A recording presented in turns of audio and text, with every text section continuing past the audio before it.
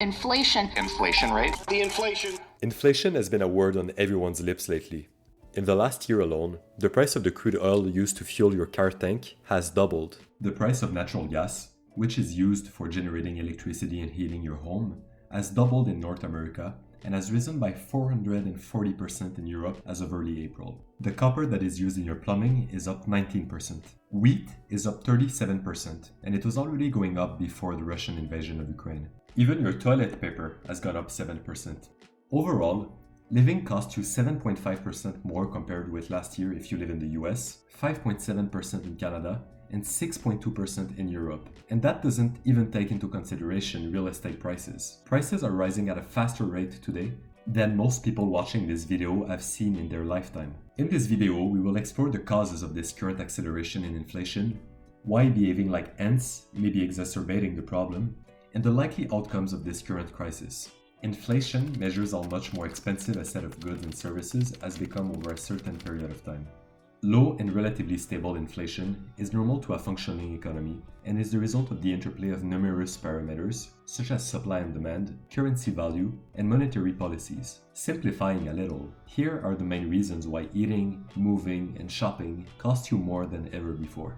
Number 1 is supply disruption. Supply-side inflation occurs whenever it becomes more difficult or costly for businesses to manufacture products or deliver services, so they raise prices to compensate. Typically, this happens when the cost of labor, materials, fuels, or machinery increases. We are currently going through the perfect storm when it comes to supply-side disruptions. We will see why in a second. First of all, there's a scarcity of resources. There's too little oil, too little gas, wheat, copper, electronic chips, and anything else you can imagine. There are a couple of contributing factors, amongst which conflicts about quotas in the Middle East and the fact that countries are not producing to their full capacity just yet. Add to that picture Russia's invasion of Ukraine, and things start to get ugly. By imposing severe economic sanctions on the world's 11th largest economy, Western countries are somewhat succeeding at damaging Vladimir Putin's war effort. But those economic sanctions are also severely exacerbating the pre-existing scarcity of oil,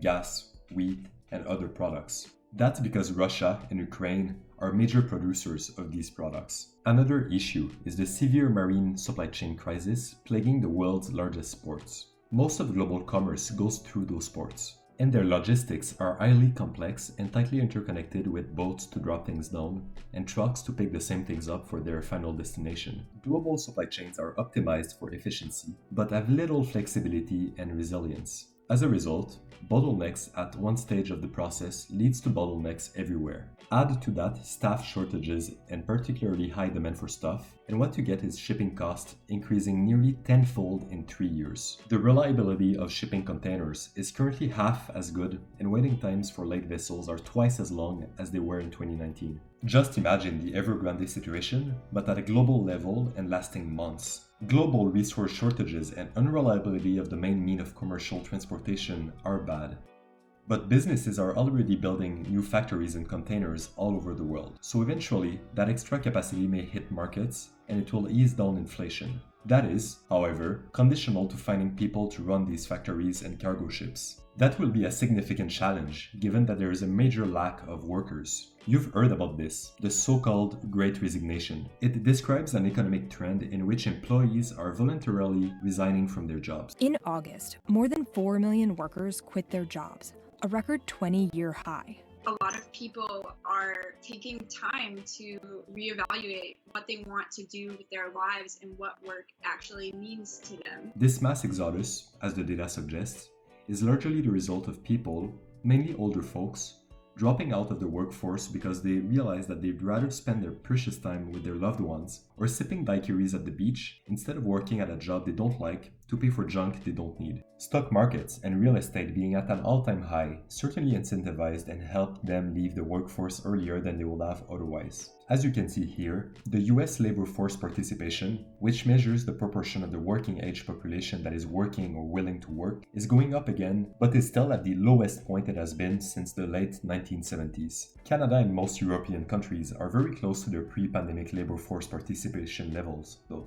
As for unemployment rate, which measures the amount of people who want to work but haven't found a job yet, It is still higher than pre-COVID, but much smaller than it has been in the past 10 years in most developed countries. As a result of the labor shortage, workers have the upper hand and have more bargaining power to ask for raises from their employers. This is adding further strain to businesses' capacity to produce cheap products, and this is translating into higher prices everywhere. This phenomenon has a name. It's called the wage price spiral. The inflation we are seeing these days is also the result of high demand. In the early days of the COVID pandemic, everyone expected a major decline in demand for goods and services. The expectation was that people will self-isolate in their cave, watch Netflix, eat, and sleep. While that has certainly been the case for most of us, that didn't prevent people from buying so much stuff that businesses couldn't keep up with demand. Overall, COVID led to a huge spike in demand for electronics, home furniture, and other goods. This made the net worth of ex-CEO and founder of Amazon, Jeff Bezos, skyrocket. Naturally, there's been winners and losers, with demand in specific sectors such as tourism, restaurants, and transportation reaching all-time lows. All that extra spending was largely due to pent-up demand, massive fiscal support programs such as stimulus checks, and the fact that all-time high real estate value in stock markets made many people feel richer and spend more than they would have otherwise. That phenomenon is called the wealth effect. Of course, recent inflation also has something to do with money creation, or money printing. But perhaps not nearly as much as you might think. When COVID hit, central banks across the world became extremely worried that what they thought would be strongly reduced economic activity would lead to a major economic recession or deflation. To prevent that, they attempted to stimulate the economy through expansionary monetary policies. In a nutshell, they purchased massive amounts of government securities from private banks through what is called open market operations. This led to lower interest rates and to private banks loaning more cash to businesses and households, in turn, increasing money supply. So while the meme that we are all familiar with isn't an accurate depiction of what happened, we get the idea. Although it is true that a lot of money was created out of thin air, it isn't clear how much of it has led or will lead to inflation. That's in part because most of that newly created money hasn't been widely used by businesses or people to invest or spend more. Rather, it was mainly put into financial assets, culminating in the price of stocks, real estate, and cryptos going to the moon.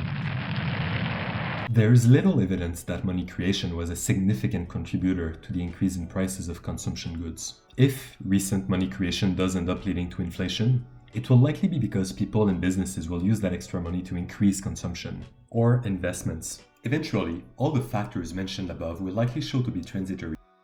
But one problem may remain.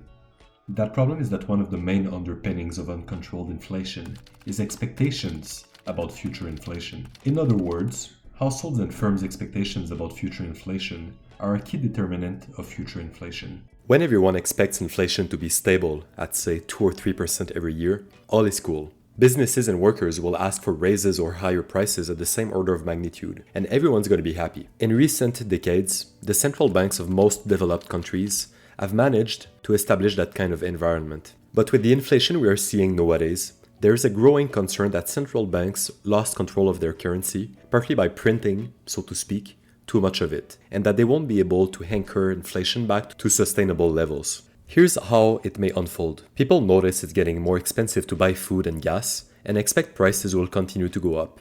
They ask for higher wages to compensate, and get it because of the current labor shortages. Rising wages increases the cost to producers. Producers increase prices to cover for additional labor and production costs. People see the price of everything increasing even more and ask for even higher wages. That could lead to a feedback loop where everyone follows each other in increasing prices based on the belief that inflation will be high.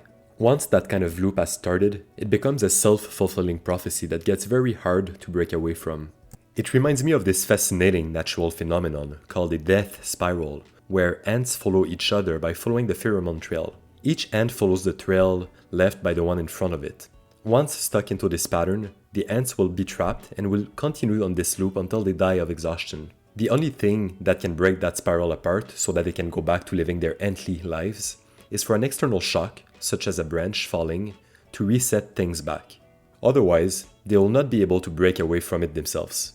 Luckily for us, current expectations about future inflation are still under control at this point.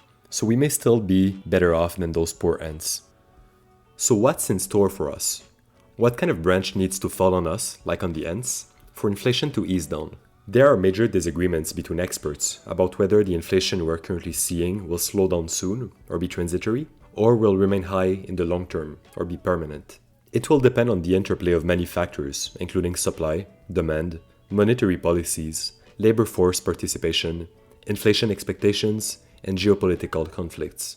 One thing is for sure though, the Russian invasion of Ukraine and economic sanctions, strong pent-up demand from pandemic savings, generous fiscal policies, strong government spendings, and supply chain disruptions will all continue to make it more expensive to put food on your table in the immediate future. In addition, in the short term, we can expect that central banks will be increasingly harsh with their monetary policies, tightening access to credit and making it more expensive for people to borrow money or pay their debts. The objective will be to put a brake on the speed of the economy to slow down inflation, but this will inevitably come at a cost. This is exactly what happened in the late 70s and early 80s. To fight off an inflationary spiral brought upon by rising oil prices, government overspending, and rapidly rising wages, Paul Volcker, former chair of the Fed, increased interest rates to its highest level in US history. As a result, stock markets crashed. Consumer sentiment declined to its lowest level ever recorded. People and businesses borrowed less and invested less. Jobs were lost. Wages fell. Overall, it resulted in a severe economic recession. But they successfully reshaped expectations about inflation and curbed down inflation to a healthier level. Coming back to today, will the central banks resort to similar interest rates increases? At this point, it seems quite unlikely, considering that many of the contributing factors to current inflation are temporary. The extent to which interest rates will rise and the intensity of the resulting economic recessions will be largely depend on how high inflation keeps getting and how successful central banks are going to be at reassuring markets that inflation will be controlled effectively. What do you think will come next? Are you concerned by inflation? Write down your comments below and don't forget to subscribe for more similar videos in the future.